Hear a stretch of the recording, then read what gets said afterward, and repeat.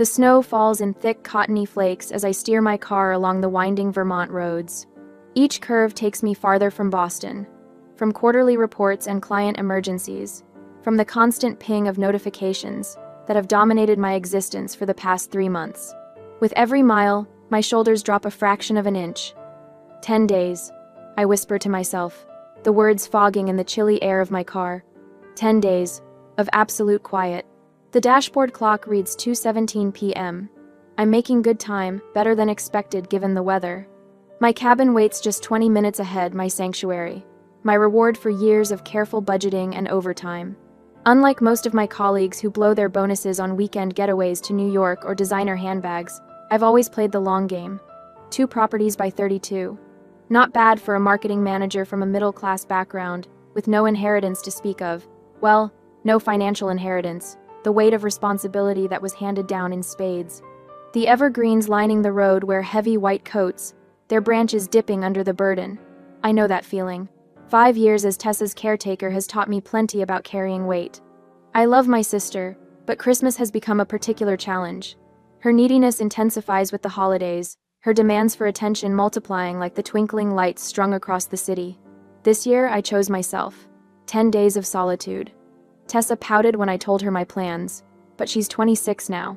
She has Derek. She doesn't need me monitoring her gift list or hosting her friends for Christmas Eve cocktails. The cabin appears around the final bend, nestled against the mountainside like a postcard scene. My grip on the steering wheel tightens when I spot not 1 but 2 vehicles in the circular driveway, Tessa's cherry red Jeep and a mud-splattered pickup truck I don't recognize. What the hell?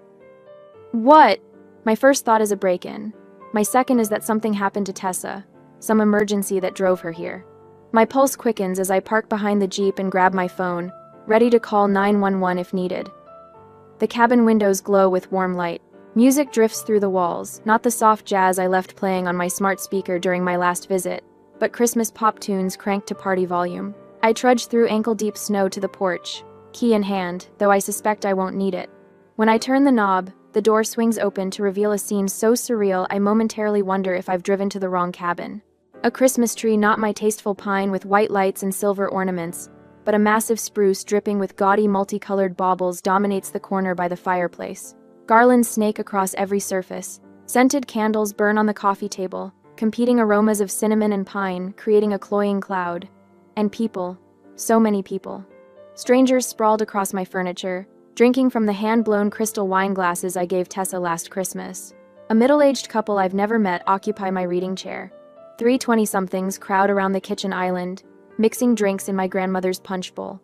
In the center of it all stands Tessa, her blonde hair twisted into an elaborate updo, wearing a red sweater I recognize from my own closet. Beside her, Derek laughs with a man who shares his square jaw and receding hairline, his father, I assume. The laughter dies instantly when the door clicks shut behind me. Heads swivel in my direction. Glasses pause midway to lips. The Christmas music continues its cheerful assault, now an absurd soundtrack to the frozen tableau. My eyes lock on the mantelpiece where my parents' photo should be. Instead, a framed portrait of Derek's family beams back at me. Mom and Dad, relegated to a side table, partially hidden behind a poinsettia. Oh, Tessa's voice breaks the silence. Her eyes widen with recognition, but not surprise. Not guilt. You're early. I figured you'd be somewhere fancier, New York. Maybe Aspen. The room remains silent. Derek shifts his weight, staring at the floor. Anyway, Tessa continues, her voice dripping with that familiar passive aggression she's perfected since childhood. It's nice you came back to our cabin. Our cabin. The words hit me like a physical blow. I survey the room more carefully, the suitcases stacked in the corner, mail scattered on the entry table, Derek's jacket hanging on the hook that's always held mine. This isn't a party. This is someone living in my home. A memory surfaces. My 10th birthday party, canceled because Tessa had fallen ill with a cold. Nothing serious, just enough for my mother to decide my celebration could wait. It never happened. Protect Tessa. Mom's voice echoes in my head. She's weaker than you. She needs more care. I've spent a lifetime absorbing that message, putting Tessa's needs before my own. The pattern established early, reinforced daily, until sacrifice became my default setting. But standing here now, watching strangers make themselves comfortable in the space I created for myself. Something shifts inside me. A crack forms in the foundation of obligation I've built my life upon. For the first time, I wonder if protection has become enabling. If care has morphed into something unhealthy for us both. The music plays on. Tessa watches me, challenge in her eyes.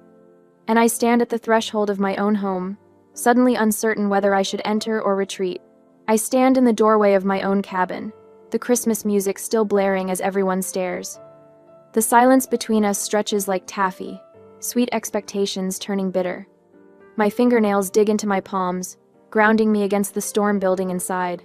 Tessa's eyes narrow slightly, challenging me to make a scene. She expects it, the lecture, the shouting, the drama. It's our familiar dance, her pushing boundaries until I explode, then playing victim to my overreaction. Not today. I scan the room slowly, cataloging each violation. Derek's parents occupy my reading chair, wine glasses balanced on the armrests where rings will surely form. Their faces transition from holiday cheer to confused concern as the seconds tick by. The woman, June, I recall from Tessa's wedding introduction, clutches her cardigan closed like armor. We didn't know. June stammers, looking between Tessa and me. Tessa said you gave permission, that you wanted them to use the cabin for the holidays. A small, bitter laugh threatens to escape my throat. Of course she did. Derek stares at the floor, shoulders hunched.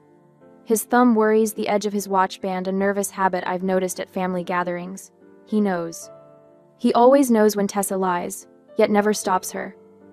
I believe you, I say, my voice steady despite the tremor in my chest. I address June and her husband directly, ignoring my sister completely.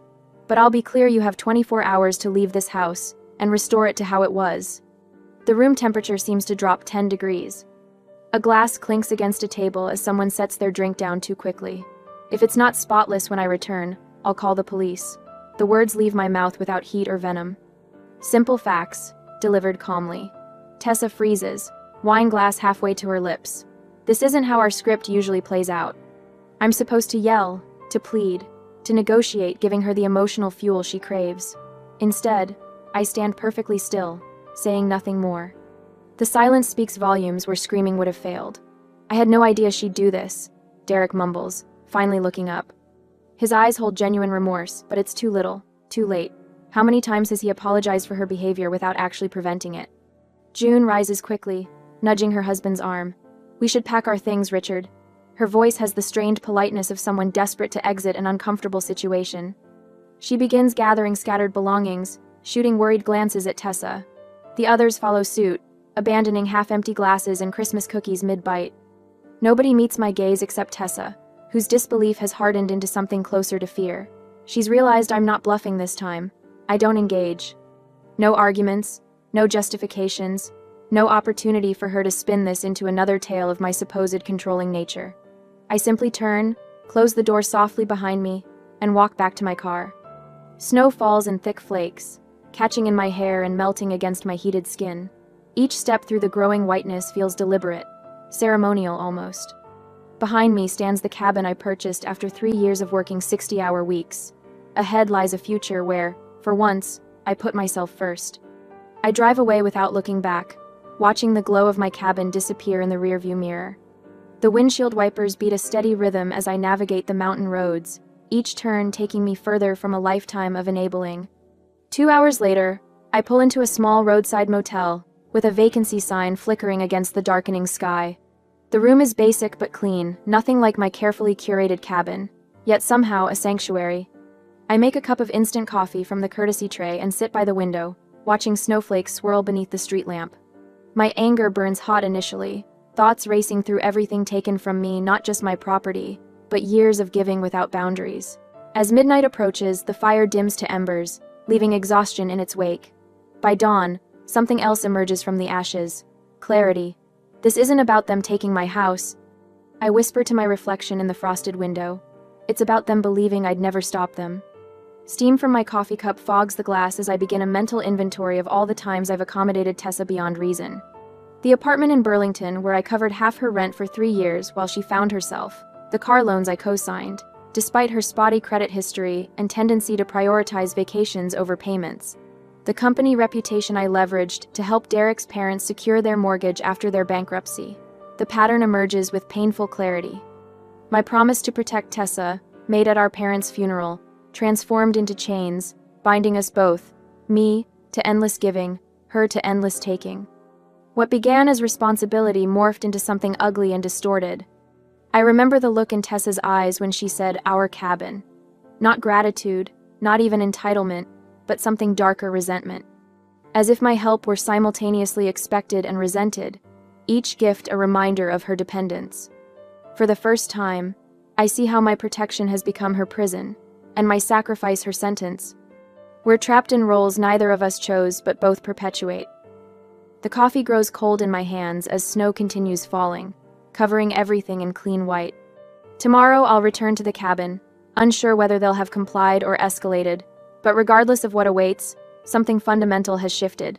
The chain is broken. Whether Tessa recognizes it yet or not, everything has changed. Next day, my phone buzzes on the nightstand, pulling me from deep sleep. I squint at the screen, the morning light filtering through cabin windows, making it hard to read the text from Tessa. "We left. The cabin's cleaned. I'm sorry." I sit up, fully awake now. The cabin feels different, quieter, emptier.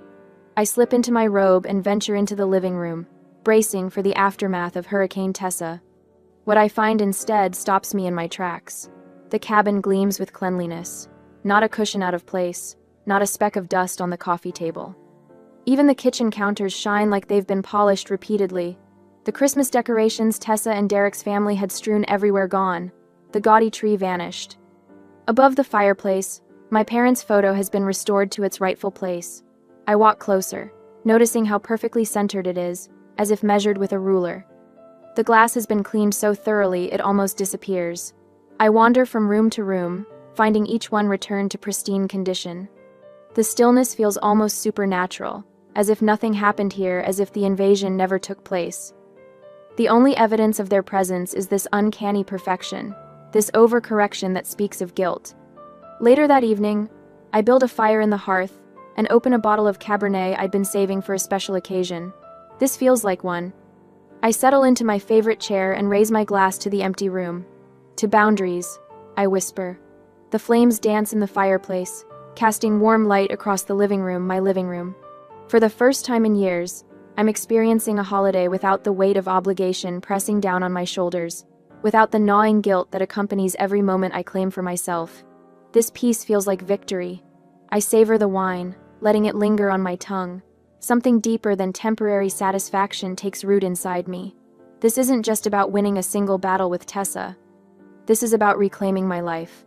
The next few days unfold in quiet reflection. I analyze the pattern that's defined our relationship since our parents died. Each morning, I sit by the window with coffee, watching snow fall on the pines, while mentally cataloging every instance I enabled Tessa's dependency. The discounted rent on her apartment, my justification had been that she needed help getting started. The monthly payments on her Jeep Compass, I convinced myself it was safer than her old car. The credit card with my name as guarantor just until she established good credit, I'd told myself. With distance and clarity, I see now how my compassion without boundaries created entitlement. Each act of generosity became not a gift, but an expectation. Each sacrifice on my part reinforced the idea that her needs trumped mine. A plan forms in my mind, methodical and necessary. Not revenge, I take no pleasure in what must happen next, but a systematic dismantling of the unhealthy structures I helped build. I open my laptop and begin the process. First, an email to Tessa's property manager terminating the arrangement where I subsidize her rent. Next, a call to the auto loan company, canceling automatic payments on the Jeep. I draft formal letters ending my financial guarantees on her credit cards and utilities. My correspondence remains professional and detached. No emotional outbursts, no recriminations. Just clear statements of fact. Effective immediately, I will no longer be responsible for these obligations. 3 days later, the first consequence arrives in my inbox.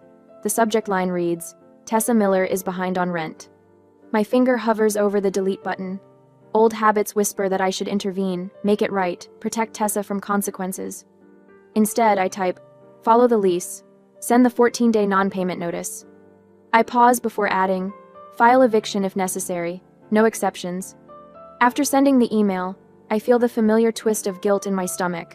I breathe through it, reminding myself that this isn't cruelty but necessity for both of us. 3 weeks later, another email arrives with the subject line, "Vehicle repossession completed." Attached is a photo of Tessa's white Jeep being loaded onto a tow truck. Snow falling around it in the gloomy twilight. I delete the email without responding, without feeling anything beyond a quiet acknowledgement. The guilt is fading, replaced by something that feels like strength. The final day of my retreat, I reorganize the cabin. I open closets and drawers, finding items Tessa left behind over the years. A scarf draped over a hook, earrings forgotten on a bathroom shelf, novels with dog-eared pages stacked by the guest bed. I gather them all, placing them in a box I'll mail to her address. I move furniture, changing the layout to better suit my preferences. I replace throw pillows, hang new artwork, create a reading nook in the corner where Derek's family had piled their luggage. With each adjustment, the space transforms, becoming truly mine without compromise. As the sun sets on my final evening, I stand in the center of the cabin. The physical space now reflects the boundaries I've established in my life, clear, intentional, and necessary. For the first time in years, I can breathe without the weight of resentment pressing against my ribs. This isn't just a cabin anymore, it's freedom. A month passes like sand through an hourglass, each grain another day when the phone doesn't ring. The silence feels strange after years of Tessa's constant needs draining my attention. I've filled the vacuum with simple pleasures, reading books that have gathered dust on my nightstand, attending a cooking class downtown, reconnecting with friends who learned long ago to stop inviting me to impromptu gatherings. My phone vibrates against the coffee table, Tessa's name lighting up the screen. The peace I've cultivated trembles like disturbed water. I consider letting it go to voicemail, but habit wins out. "Reagan?" Her voice splinters around my name. "Thank God you answered." I press the phone closer. "What's wrong?" "Everything." A dam breaks in her words, releasing a torrent of grievances. Derek's mother called me lazy, said I don't contribute anything to their household. And Derek just stood there. He didn't defend me at all. I hear cupboard doors slamming in the background, footsteps pacing across hardwood. Then Derek started in on me too, saying I need to grow up, get a job, that I can't expect to be taken care of forever. Her breath hitches. He brought up the cabin, said I embarrassed him in front of his family. The old alarm bells ring inside me. Familiar energy pulses through my veins, the urge to fix, to smooth over, to make everything okay for Tessa. I press my palm against the cool window pane, watching snowflakes melt against the glass. "Please, Reagan." Her voice drops to the pleading whisper that has worked on me since we were children. "I just need one last chance. Help me fix this. Tell Derek I'm trying. Let me come stay with you for a while until things settle down." I close my eyes.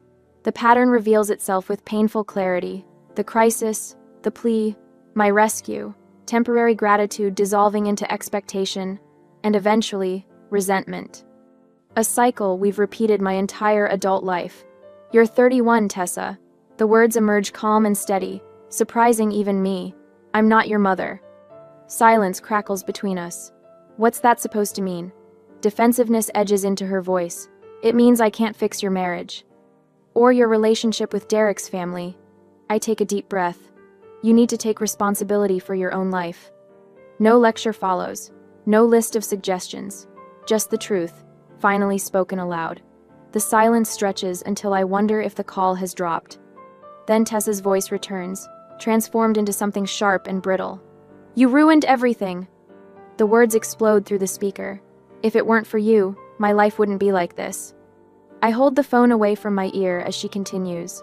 "You always think you know better than everyone else. You're the reason I never learned to handle things.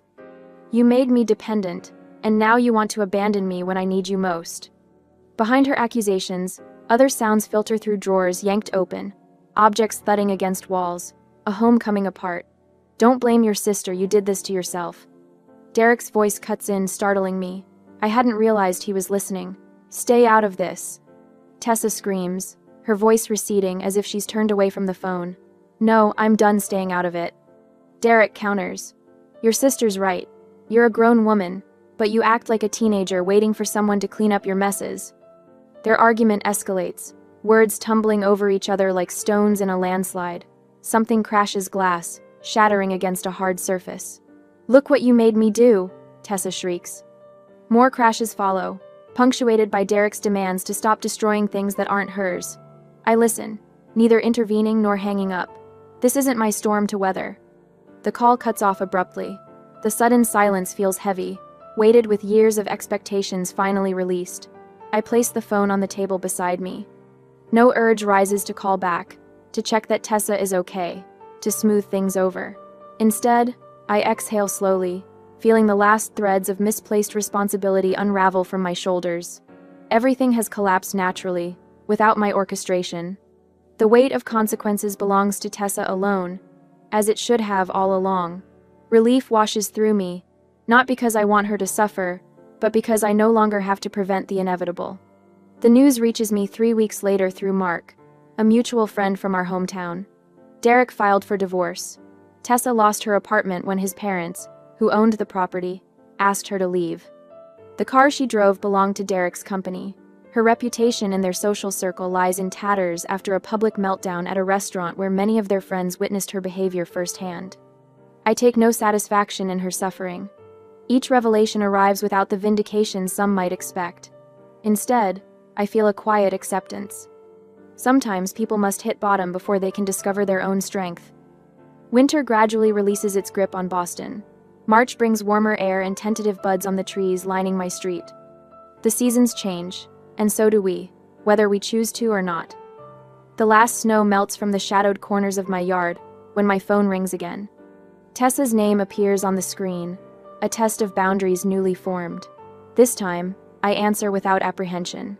Reagan. Her voice trembles, but differently than before. Humbler, smaller. "I'm sorry. Please just give me one more chance." I stand at my window, watching a robin gather twigs for its nest. Spring arrives, bringing with it the possibility of new beginnings, but only for those willing to build them with their own hands.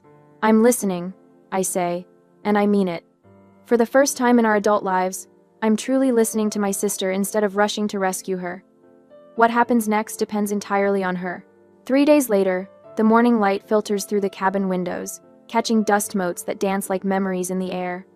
I sit in the window seat, watching as droplets of snow melt from the eaves, each one surrendering to the inevitable thaw. The lake beyond has begun to shed its icy coating, revealing patches of clarity underneath, much like the fog lifting from my own thoughts these past few weeks. Tessa sits across from me, her fingers wrapped around a steaming mug of coffee. 3 months of silence between us, broken by a phone call that surprised us both. No screaming match at the cabin that day. No dramatic showdown. Just me, turning around and driving back to Boston, leaving Tessa to the consequences of her choices for once.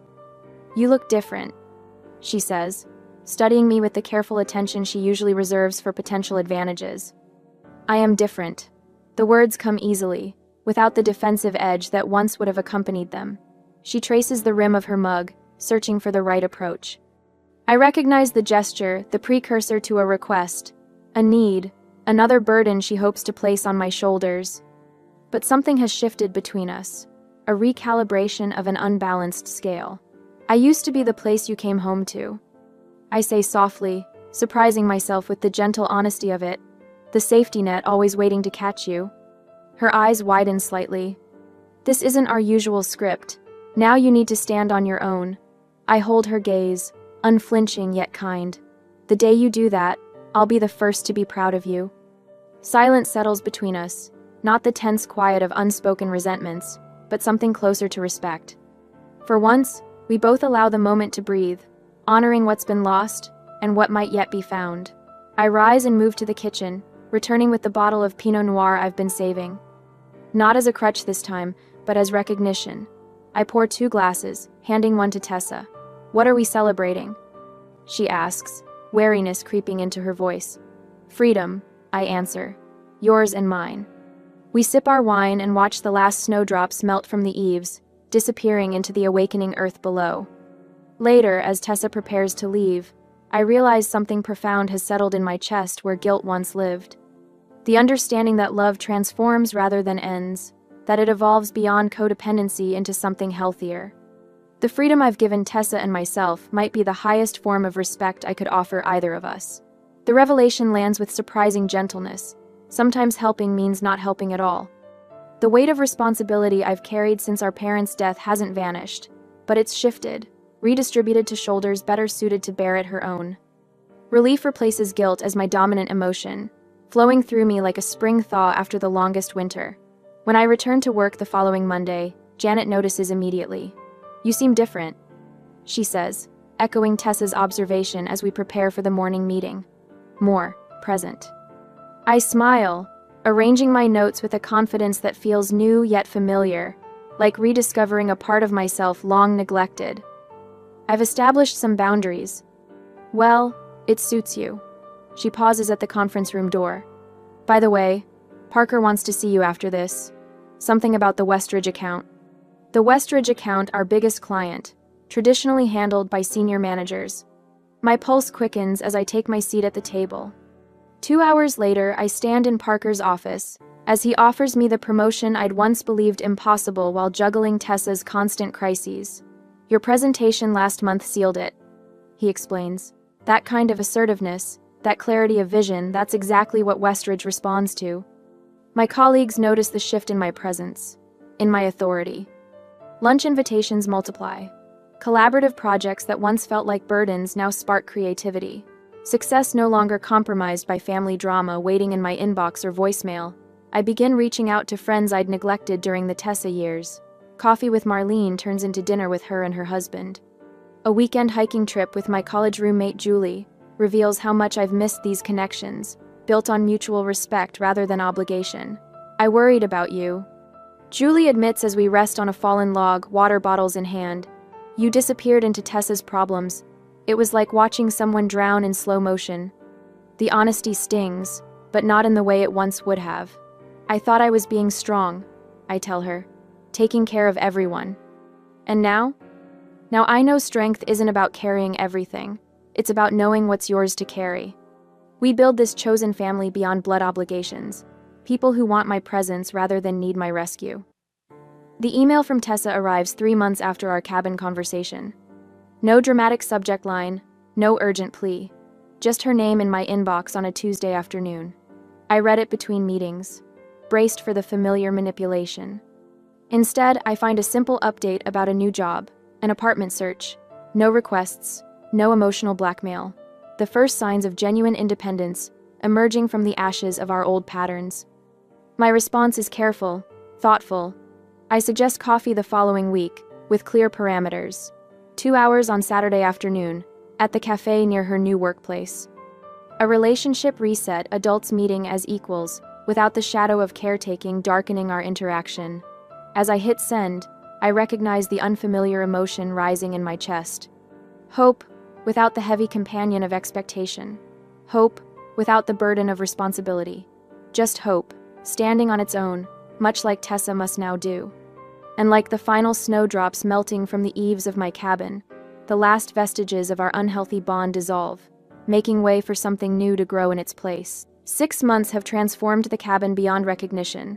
I run my fingertips along the newly installed security system panel, appreciating how it blends seamlessly with the rustic wood paneling. The motion sensors outside give me peace of mind without making the place feel like a fortress. Balance, that's what I've finally found. The invasion left no physical traces. Every item Derek's family touched has been cleaned, replaced, or deliberately rearranged according to my preferences rather than obligation. The mantelpiece now displays Mom and Dad's photo front and center, flanked by smaller frames showing moments that spark joy. Summiting Mount Washington last fall, laughing with colleagues at the company retreat, and a candid shot of me painting the kitchen Cabernet red because I wanted to, not because anyone else approved. I light the scented candle lavender and cedar, my favorite combination that Tessa always complained gave her headaches, and survey the living room. The furniture arrangement now optimizes the view of Vermont mountains rather than television viewing. My collection of first edition mysteries fills the bookshelf instead of being hidden away to make room for others' preferences. Every element reflects authentic choices, not compromises. The timer on my phone chimes. Guests arrive in 30 minutes, my first dinner party here since reclaiming the space. 8 friends from work and my hiking group will fill these rooms with conversation. The table is set with mismatched vintage plates I've collected from small-town antique shops. Another choice that would have horrified Tessa's sense of proper entertaining. Later, my cabin hums with laughter. Wine glasses clink as Lauren raises a toast.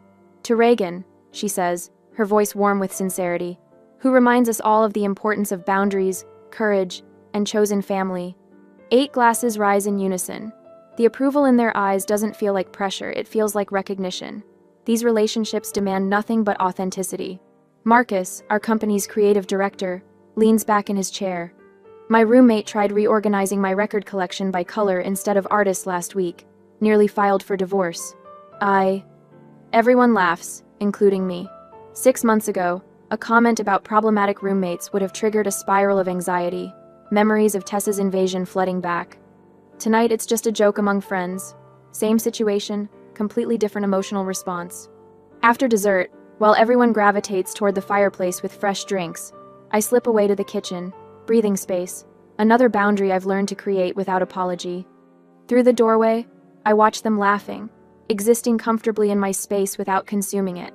The contrast with Derek's family sprawled possessively across these same rooms couldn't be more stark. The next morning, with the cabin quiet again, I open my leather-bound journal on the sunlit deck. The spring air carries hints of pine and possibility. I write, "Love doesn't require sacrifice of self. The greatest gift I've given myself is permission to exist fully, without apology or compression. I am not defined by being Tessa's bigger sister, by carrying everyone's emotional weight, by making myself smaller so others feel bigger." The pen moves easily across the page, recording this truth I've finally embraced. For decades, responsibility meant abandoning my needs for others. Therapy has reframed this entirely, showing me that true responsibility begins with self-care, extends to boundaries, and only then reaches toward others. The cabin phone rings. I answer without checking caller ID, another sign of progress. "Reagan? It's Dr. Norris confirming next Tuesday." "Looking forward to it," I reply, genuinely meaning it. Weekly therapy has become sacred time, rather than a shameful secret. We've unpacked family patterns going back generations, the martyr complex passed from my grandmother to my mother to me, the way Tessa learned helplessness as her role in our family drama. Work has flourished without emotional distractions. Last month's promotion came partly because I stopped volunteering for every crisis project, focusing instead on quality contributions within reasonable hours. Saying no created space for deeper yes. New friendships have replaced the draining connections that once filled my calendar. Quality over quantity, another lesson hard won. Each relationship now stands on bedrock of mutual respect rather than obligations shifting sand. 2 weeks later, in the break room at work, Kelly, a junior marketing associate, approaches me cautiously. "Do you have a minute?" she asks, clutching her coffee mug like a shield. We sit at the small table by the window. She explains her situation, parents insisting on weekly Sunday dinners, despite her partner feeling increasingly unwelcome, the guilt crushing her each time she considers declining. "You always seem so together," she says, "like you know where your boundaries are." The irony makes me smile. That's fairly recent. 6 months ago, I found my sister living in my vacation home without permission. Kelly's eyes widen. "What did you do?" "Something I should have done years earlier. I realized I can love people from a distance. Physical, emotional, whatever distance necessary for health." The words flow not from wounded pride but from hard-earned wisdom. Sometimes the kindest thing for everyone is saying no. She nods slowly, processing. That's exactly what I need to hear. Later that evening, my phone buzzes with a text. Tessa's name appears on screen, no longer triggering fight-or-flight response. "Hey, thinking about taking some online classes. Community college has a business program. Would you mind looking at the course list when you have time? No rush." I read it twice, noting what's missing. Demands, guilt trips, urgency. Her request is small, reasonable, and includes acknowledgement of my time. I set the phone down, promising myself I'll respond thoughtfully tomorrow, rather than dropping everything immediately. The seeds of a healthier relationship might be sprouting, not guaranteed, but possible. Either way, I'm prepared, able to engage or disengage as needed. The Vermont sunset paints mountains in amber and rose as I settle into the Adirondack chair on my deck. Journal open on my lap, glass of Cabernet in hand. I write the day's final reflection. Love remains. Boundaries just show where it begins and ends. A distant ringtone carries through the open door behind me. My pulse remains steady, breath even.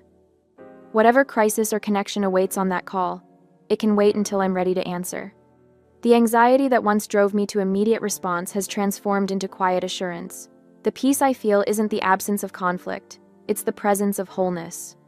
Would you like to share a time when you had to choose between pleasing family and protecting yourself? What did you learn from it? I'd love to hear your experience in the comments below.